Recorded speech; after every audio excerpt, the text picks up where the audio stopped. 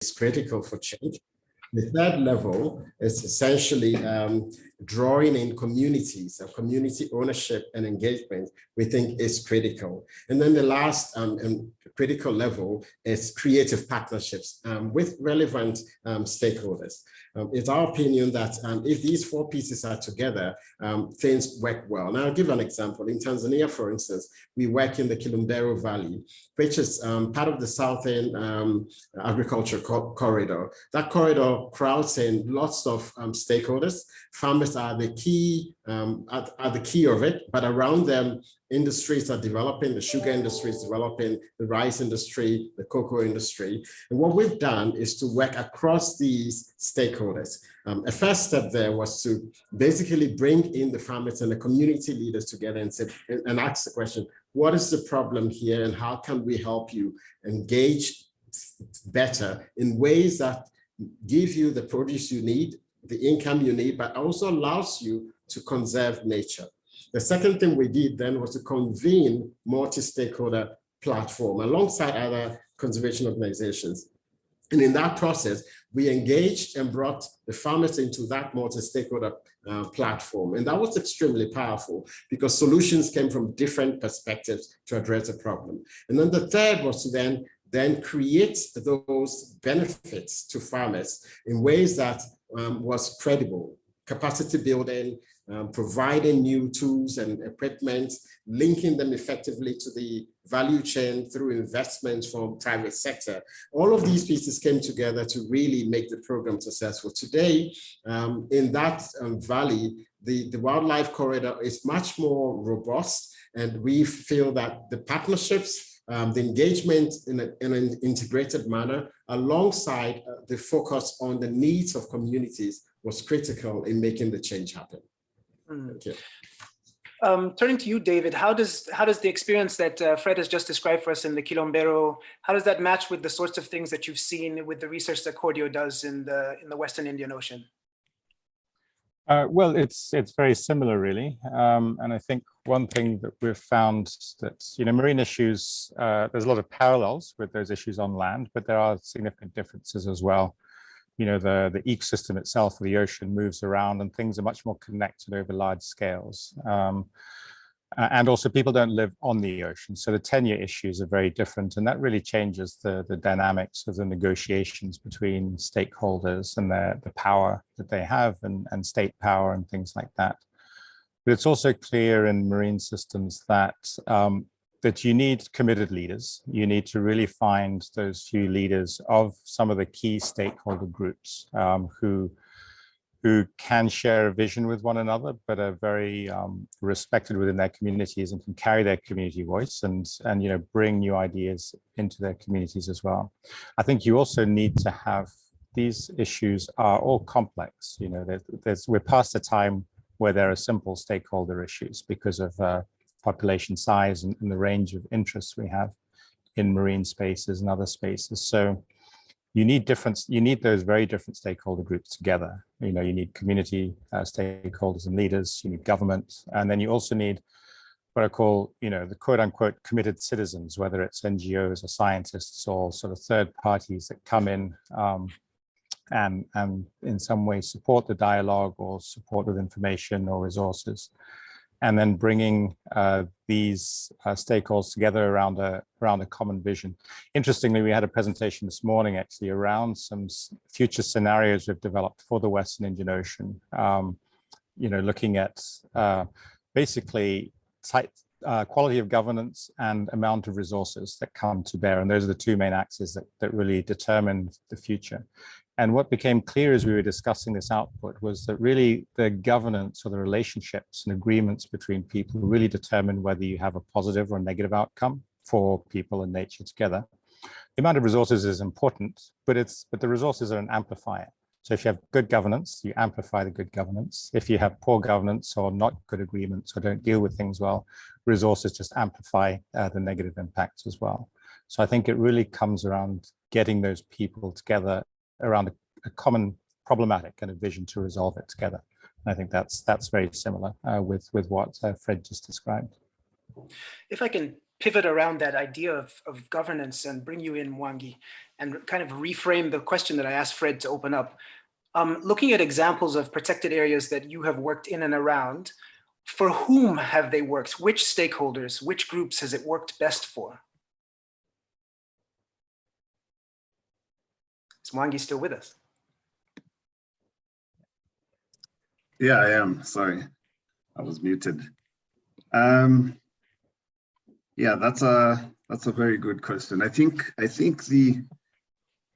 it's important to go back a bit and think about the basis of the formation of the protected areas. So a lot of protected areas in Africa were set up in a fairly during the colonial, post-colonial times in a fairly ad hoc ways, mostly for hunting areas, but also for other reasons that are usually not related with either biodiversity richness or importance to the community itself. So the extent to which they can support communities and succeed in terms of biodiversity conservation is somewhat sometimes flawed because of the basis of their formation. And I think I still believe that our protected areas are important elements of our conservation approach. They are probably the cornerstone of what we have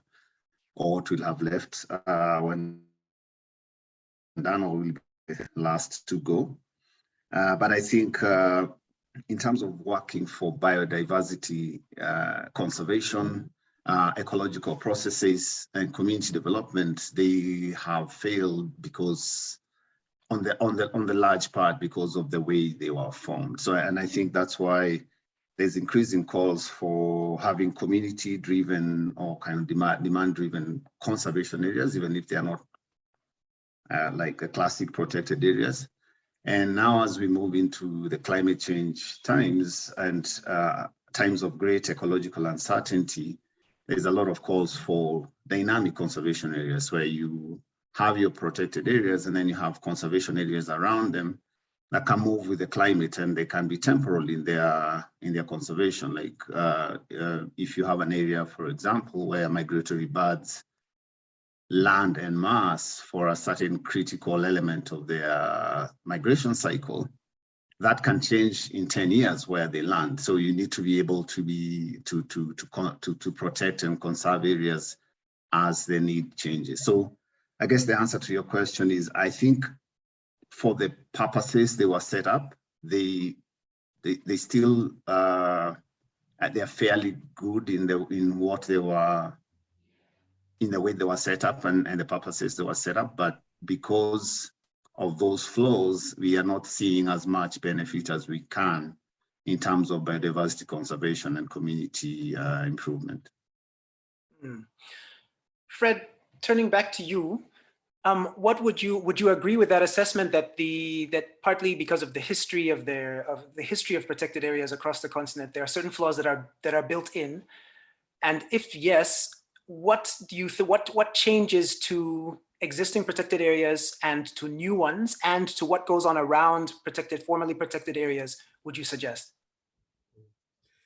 So as I will agree, actually up until recently, the Selous National Park has now been called Nyerere National Park. And Selous was one of those hunters that came into Africa and in the end helped create a national park, but it was really focused around hunting. So that's a point to note there. But I agree. Last week I was in Tsavo, the Tsavo landscape, which is to the west, to the coast of Kenya. It borders also Tanzania. And in just engaging across the board, we actually talking through with our colleagues, we recognize that, look, there are certain things that should have been included in conserving that landscape. So you have Lake Jibe as an example, which is between Tanzania and Kenya. The one half of that is very well protected. The other half isn't. And in a sense, it's almost like having a bucket with holes because you're not protecting the entire ecosystem there. But things are changing in that same landscape. we have community conservancies that bring in over 1 million hectares of land under protection. Within that protected conserved area that is led by communities, they brought in investors who have established lodges, and they get significant proceeds from what happens in the lodges. They've recently brought in a livestock company to help produce and fatten livestock in ways that are sustainable and consistent with the landscape management. So we're beginning to see those changes, and I think the community-led initiatives through conservancies and other community-type initiatives are beginning to help bridge the challenges that we've had with existing national parks. I think it was Mandela that said that conservation really is about people. And until we put people at the heart of conservation, we are not going to be able to solve the problems that conservation faces today. And until people benefit from conservation and from nature, they wouldn't have that incentive to then conserve and protect it. So these win-win actions that are beginning to happen across the continent, especially in Southern and Eastern Africa, are models that we need to take up and scale up, because therein, I think, are the seeds for the change we need that needs to be pushed forward. Thank you. It's interesting that you mentioned, you talked about Southern and Eastern Africa, because it definitely feels like there is a model and dominant voices and dominant models that come primarily from Southern and Eastern Africa in terms of how protected areas function and in terms of possible ways to fund them, that don't apply as well in, for example, in the Congo Basin, in Central Africa, or in West Africa, or in the Horn for that matter. David, maybe I wonder whether you could speak to that a little bit, the differences in the underlying conditions and possibilities and models for protected areas, their funding and their operation. And it really does in some ways come back to land. Yeah, so thanks, Terna. So yes, I'm not so familiar with the models for sort of the Congo, the northern and western Horn of Africa, but I certainly feel that what we're facing now, well, certainly in marine systems, is there have been 1 or 2 dominant paradigms in conservation. Biodiversity in pristine places, and then the wildlife economy is really a very dominant one in Southern and Eastern Africa, whether it's through hunting or photographic or viewing tourism. I think there's a great sense globally that we do need to shift to a new paradigm, right? And that's what you've alluded to in other parts of Africa. But in order to shift to a paradigm, or for transformational change, we've got to get to a new place, but something has to break before we get to that new place. And I think it's very important in this community as well. So this conferences of the Society for Conservation Biology. And our science, I'm part of that community in terms of being a conservation scientist, is that the science that we do supports these dominant paradigms. I mean, it's been very much a foundation for them moving forward. And I think our science is beginning to show a break with that. And I think it's the things that Mwagi alluded to in terms of the payments for ecosystem services. I think the Sustainable Development Goals really encapsulate some of these concepts very well, in that we really should be looking at nature from a people perspective. But for example, goals 14 and 15, which are really the nature goals, we shouldn't just look at walling them off and keeping them in the best state, but it's what do they do for the other goals, and what do the other goals do or not do for them, to keep a balance in the whole system. And we're moving into the Anthropocene now, into the 21st century, and the models that have come out from the last 100 years just can't work anymore with the amount of pressures, the number of people, the climate change that is coming. Nature will never be as it was before because of the changes we've imposed. And so we really need to understand how this system is changing, where people are very much a dominant force in it. And that's the sort of thing that the paper that was mentioned by Falko in introducing me and Fred mentioned, is that we're really offering up a new paradigm, we hope, to take what we know already, to take the good science that we already have about the amount of nature that does need to be protected in order to have a balanced, planetary ecosystem and at local scales as well. But really think of it much more holistically, and really look at the local rights and agency that's needed, and what can work in a certain place. So in the Horn of Africa versus East Africa, try and work out how to maintain ecological integrity and intactness, so that people can access benefits from nature, and nature is protected effectively where it is. So I think that we have the beginnings of the tools to get there. I think ecosystem-based approaches, nature-based solutions, these really sort of, capture that idea that nature is a primary asset and we derive many values from it. And we need to understand that value to bring in the finance investments that's needed to manage it. But it's much more than that as well. It's much broader than just the money and the finance, because there are so many benefit streams that come from intact nature to people. That finance is one of those, and it helps make us run the system, but we have to understand all of the others as well, and really understand how we can balance this equation effectively. And I think that's the challenge that's set up for us in the next decade, to try and get that right as soon as we can, because there's a lot of challenges, and we need to address those.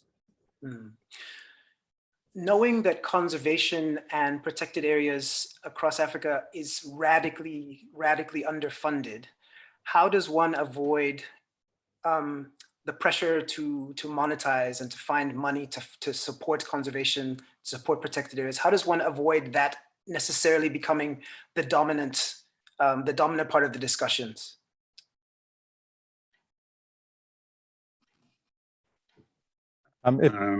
Sorry, I didn't. Go ahead, David. Sorry, Mwagi, that's over to you. I wasn't sure if so I'll be very quick, and I will certainly hand it to you. I wasn't sure if you were asking me, but I think it's really, we need that money, but we also need to understand the other streams that are critical to people. So particularly people living on the landscapes and seascapes. So that's food for their livelihoods, it's basic health and benefits that they get.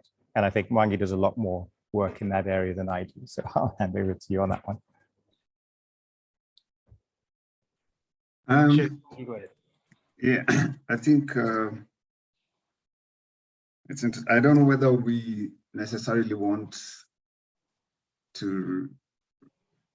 that money or income or any other benefits, that goods and services that people receive, because I look at it as a whole gamut of benefits of goods and services. They can be financial, some can be non-financial. Even before you get to the very non-tangible ones. I think this will almost be at the heart of the conservation agenda for a long time. I think, I once had a thought about this, and I was comparing what is usually called sustainable development and what I liked to call in my paper sustainable conservation, where you start from the point of determining what you want to protect and then figuring out how to sustainably protect it, rather than starting with the point where you will need a road and thinking how to sustainably develop it. I think I once read a book by your fellow journalist, was called In God We Doubt. And he was talking about the basis of theology and faith. And he said, people believe because they believe. Theology helps you unravel your belief, but it doesn't make you believe. You already believed anyway. So you're just trying to figuring it out as you go along. And in my most sentimental thinking is that our conservation agenda should be based around that kind of notion, where we're saying we want to see rhinos survive, and then we figure out the most sustainable ways to make that happen. And so I think that financial will be one of the pillars that comes, but also the idea that people can rally around a certain issue as humanity, and it's very deep when it gets to some of these conservation philosophical questions, because then you kind of leave the realm of our discussion here. But I think, to come to your question on whether finances will always be there, I think they'll always be there. And like in our model, I think we look at the two ways in which I think we have the common property, common public goods problem with biodiversity conservation, where the benefits are obviously more widespread, the losses or the opportunity costs are more localized. And when you look at Alstrom's polycentric governance, I think the answer lies around two main things. First is redistribution and or compensation. So you find, and that can be either driven by government policy, economic or markets on the one hand. Those are good and those are long-term, but they can be slow in coming and slow being implemented.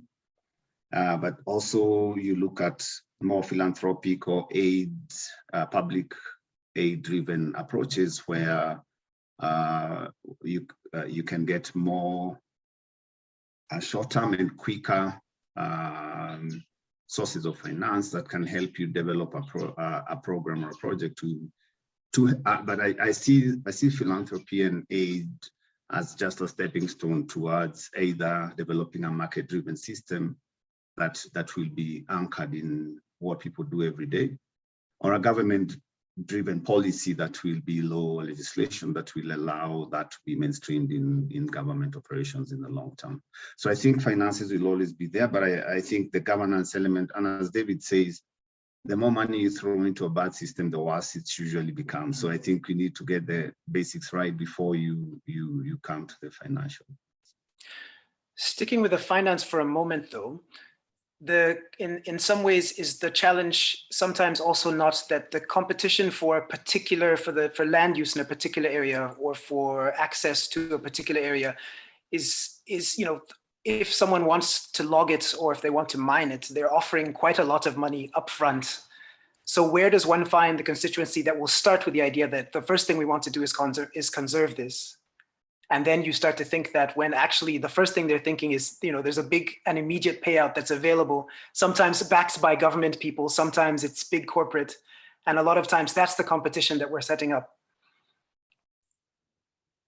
Yeah, and we are coming, I'll just answer maybe, and then Fred can just again very briefly. We are coming up against that in many places, especially as you alluded to in the Congo Basin, countries like the DRC, Cameroon, where for our rare plus conservation projects, our model is market-driven conservation. And so we are up against logging concessions, so forest management units that have been allocated as logging concessions. So we now with and that's the element that government international policy can help, is build a basis that can build markets so that when we go to the negotiating table, we have an assured, but also a reasonable projection for the communities and the government to consider, knowing that if we stop the threat, then there is a ready market for the credits. And then, but there's also the powerful argument that, look, you still have your forest, your communities can still get the cultural, traditional, non-timber forest products, all these benefits that you'll not get if you cut down the forest. So and after 30 years, you still have a forest standing. Hopefully you'll not need to cut it then, but that's usually one of the biggest arguments that we have. Over to you, Fred, sorry. Yeah, Fred, go ahead. No, thanks for setting that up actually, because I think part of the problem we have, it's about understanding the value of what we have. And I think the value is actually in the asset itself, and more in the asset on land than underneath. The challenge is to get governments and communities to truly recognize that an elephant roaming around is actually way more valuable than the task that you get out of it. Because the number of times you can photograph that elephant and the number of times that people will be attracted to that landscape because of the elephant standing yields many, many more times resources financially to that community than the elephant dead. Even from a bushmeat perspective, killing that elephant for meat basically is a short-term focus. And that's true for the forest as well and the marine sector as well. So I think we have a bit of work to do in terms of bringing home what the value of conservation is, some of which we don't even know today. There are things out there in nature that could bring way more than the mining and extractive industries that we have.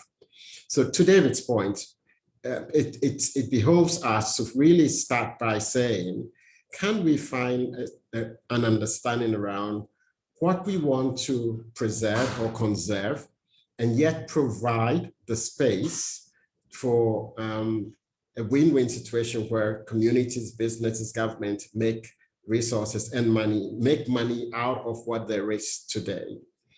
I want to segue a little bit into your finance question as well. So I actually think we have a challenge and a problem with the current financing model for conservation, where most of the money comes from the north to us.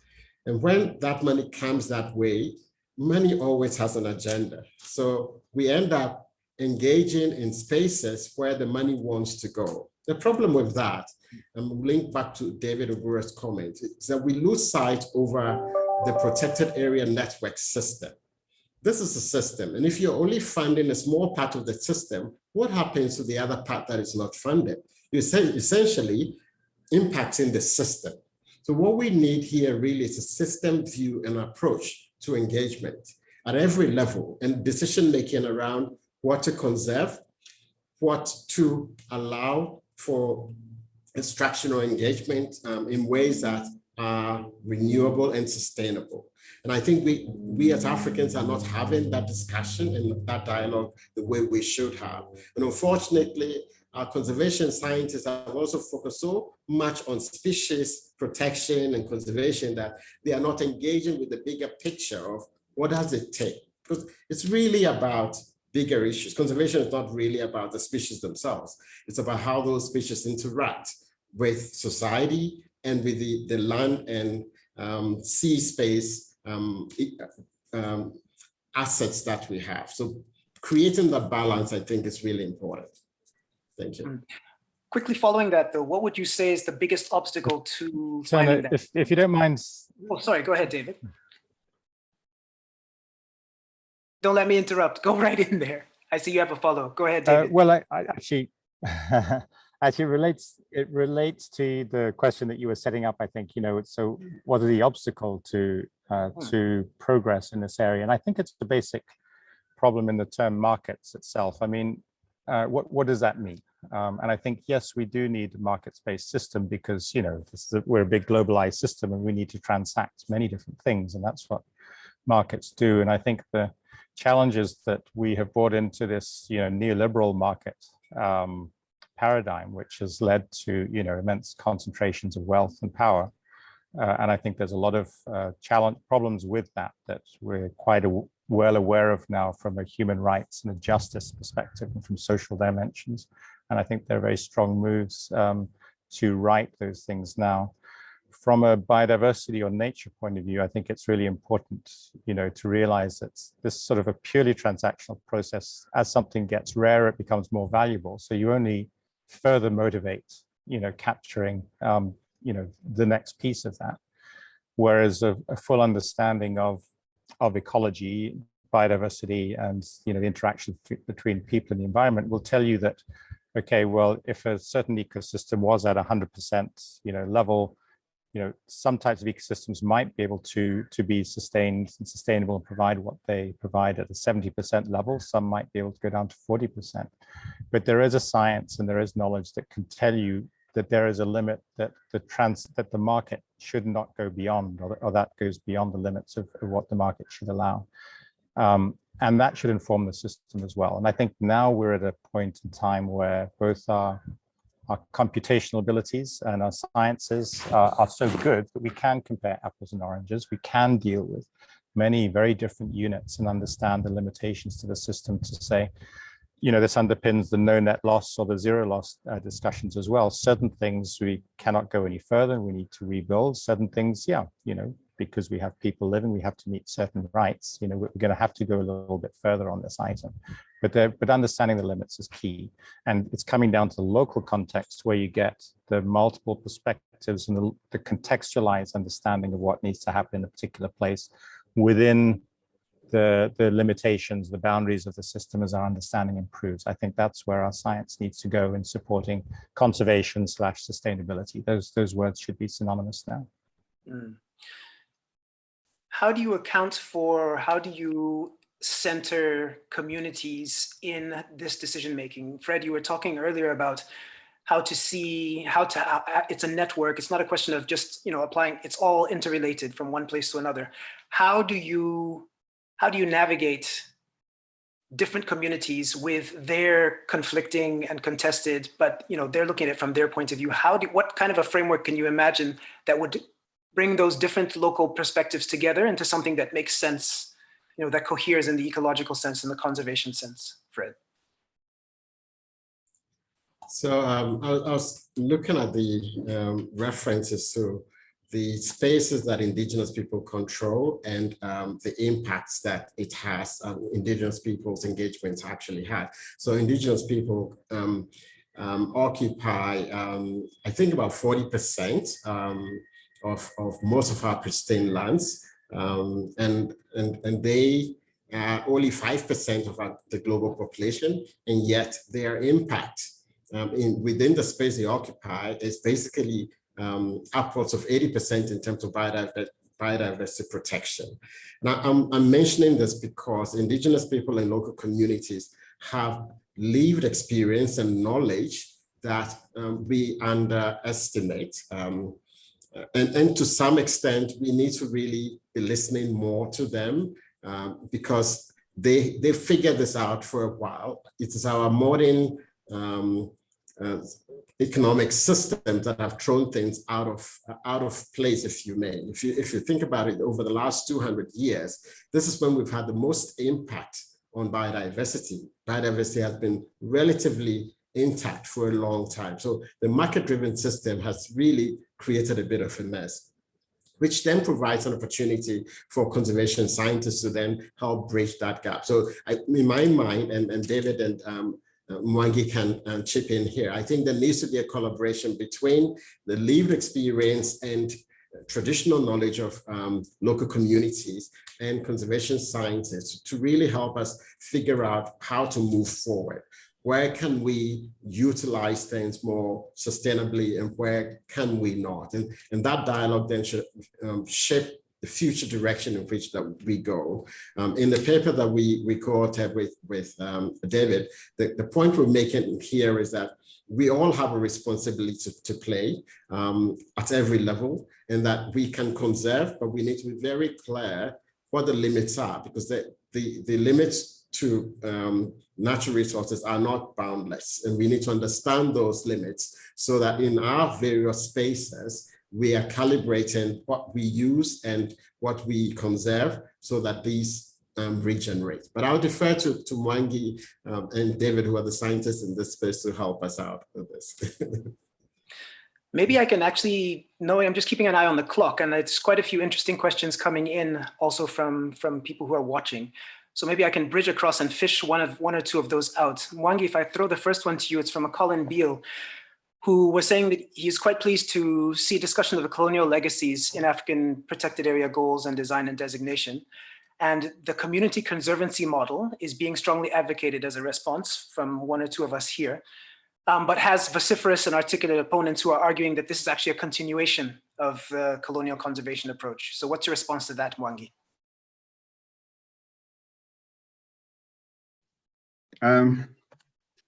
Yeah, so I saw that, and also the community-based conservation approach as well. And I know a bit about the kind of antagonist, the big conservation lie. But it started before, there was a skeptical environmentalist a few years ago, I think Danish scientist who wrote about the problems not being as big as they are. So I think it's a very polemic area. And the one thing that I know from my experience is that community-based conservation or community-driven conservation are different, because community-based is you can have your idea, but you basically the community. But community-driven, it is a fundamental difference where the communities themselves organize and choose to go that route. And it's also very variedly applied. So saying that the model has failed is also not true. You know, I've had conversations with the proposers of that, and they say, you know, it's not a total failure. It's just like anything else is not a total success. But I think it comes down to for me, it comes down to, again, the issue of why do we care? So why do we care? We care either because why do we care about biodiversity? Either it could be sentimental, just because you love elephants, or it could be any other way that you derive any other benefit. It could be financial, it could be scientific, that you love studying them, that you have, but there's a basis for the care. And I think for communities, they have a lot of that within themselves. For the places we work, when we propose that they will have those resources after 30 years, it's a big sway for them that, look, we still have our forests, we still have our way of life, we still have our culture, we still have our grave sites, we still have everything. And you find that sometimes they're even prepared to, quote unquote, take a loss because they know they still have those resources. So I think it's there's no one panacea to this, and I think the way that we are able to move from the global or non-local benefits and balance that with the local losses and the local opportunity costs, to the extent you're able to merge those two, I think therein lies the key to our success. And like for my organization, our company is called Wildlife Works, and it was formed by a non-biologist, a non-ecologist, but he saw the need to reconcile that clash between wildlife and people who live next to wild areas. So wildlife kind of has to work for the community, and that's why the company is called Wildlife Works, because the idea is to demonstrate that wildlife can work for the communities. And the direction we chose is harnessing the power of the markets.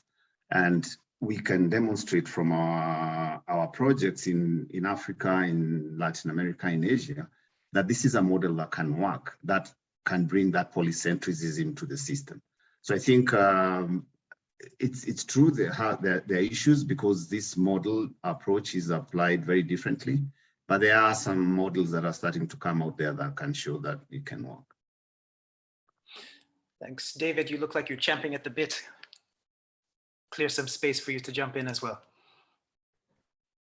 Thank you. No, I think, I agree very much with what Mwagi said just now, is that that there are certainly many projects that don't work effectively. There are many projects that do work. And I think a critical thing we have to do is to learn from the failures and successes to find a good way forward. And I think the key thing about, there's a huge move towards community-oriented conservation discussions now, as there should be. And a great paper came out a few months ago from some Pacific colleagues working with fishing communities, asking this question of, well, so what is a fair return? What is considered fair for certain, say, conservation or tourism interventions?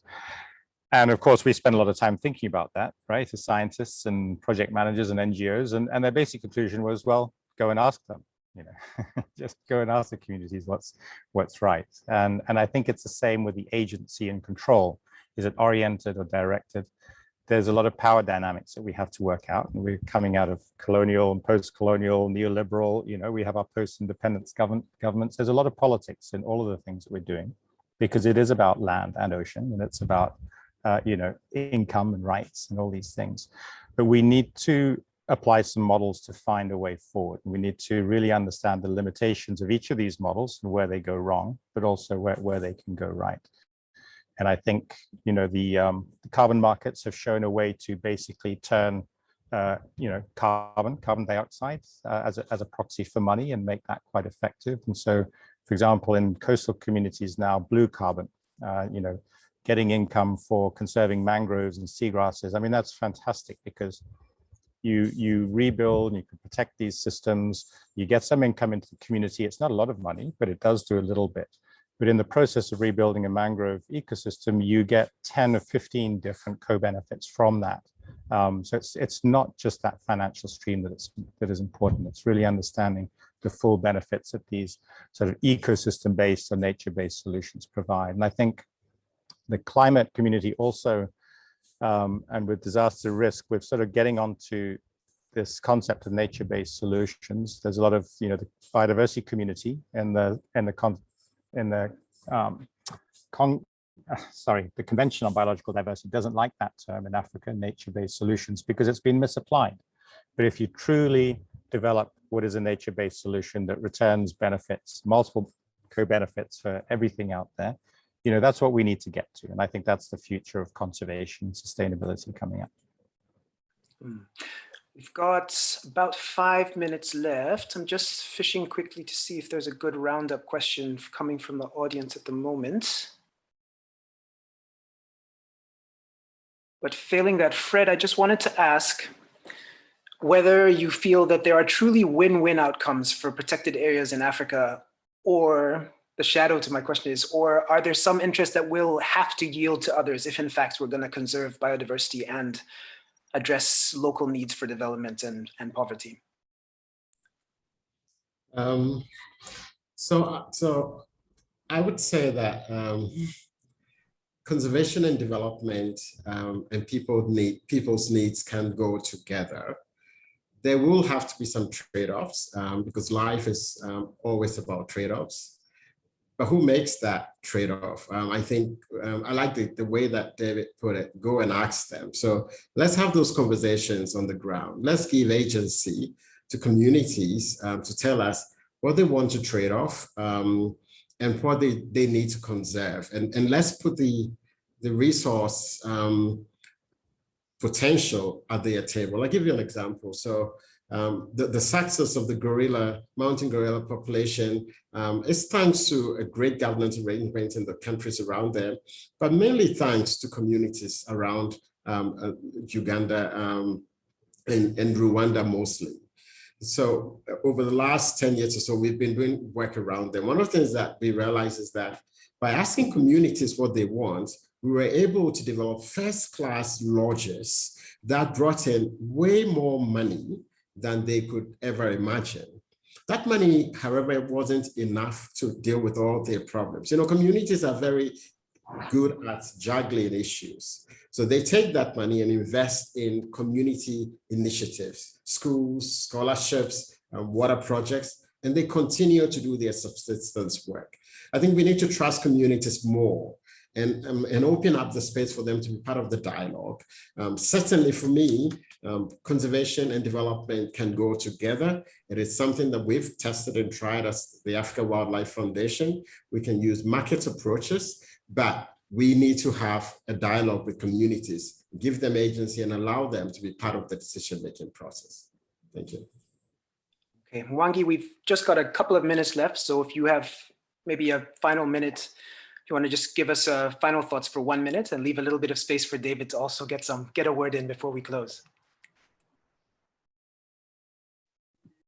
Yeah, thanks. I think I like that idea that and our carbon projects have really shown us that because of the way they are set up, our benefit sharing mechanisms are really rigorous and start and end with the community. So I think building a real polycentric system where you have layers of governance that are interrelated but quasi-independent is really critical, from the local to the regional, if you have, at the national level, and that answers to the international level for our climate and biodiversity elements. So I think for me, that polycentric governance, bringing in the local cost and opportunity cost strongly into the picture is really important. Thanks. And David, final word. Okay, yes, thank you. So no, it's been great. I think this building from the ground up is really what we need to do. I think, we're coming up to deciding on the global biodiversity framework, and there are global limitations that we have to work within. But how to meet those, we have to build from the bottom up and let communities and then countries as well identify how they will cooperate with one another to deliver on the global solution, because that's the position that we're at right now in this point in history. Thank you so much. Really appreciated it. It's been a very stimulating conversation. Sorry we couldn't use all of the questions that came through from the audience. Root around in the conference program, you may be able to find some of our excellent panelists at one of the Hangouts later on. Thank you so much.